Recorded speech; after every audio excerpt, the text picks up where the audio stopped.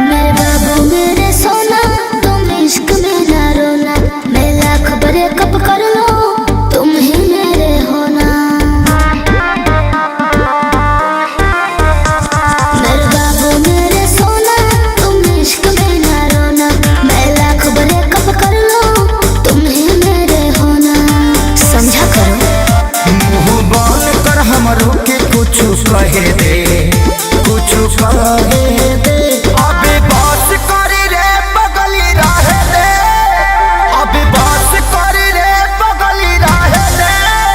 दर्द दिले मारी वो पहिले सहे दे।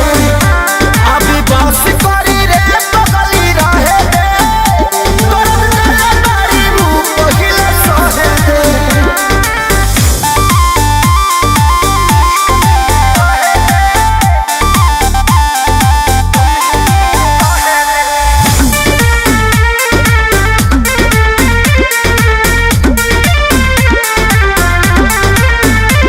मैं उतना गलत नहीं हूँ, तुम जितना समझते हो। आज बता दो क्लियर मुझे कितना समझते हो। बताओ चुप क्यों हो? ते मोहब्बत के लायक नइखी, कान खोल के सुन। धोखाधड़ी कइले बारी, तोरा मिली नाही पून। दहतानी अपना लाइफ में तो दहे दे, जानू दहे दे। अबे बस करी रे बगली रहे दे, अबे बस करी रे बगली रहे दे। दर्द दिले मारी वो पहिले सहे दे। अबे बस करी रे बगली रहे दे, दर्द दिले मारी वो पहिले सहे दे।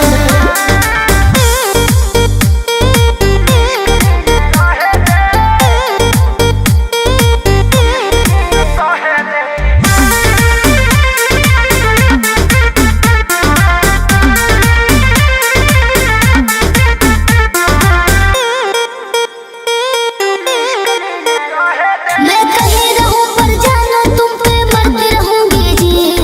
40% प्यार तुमसे करती रहूंगी जी। दिल के कोने में रहोगी।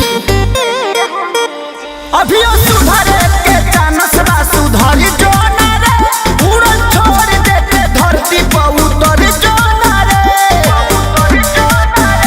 अबही उमर वाला हावे के तो लहे दे, जानू लहे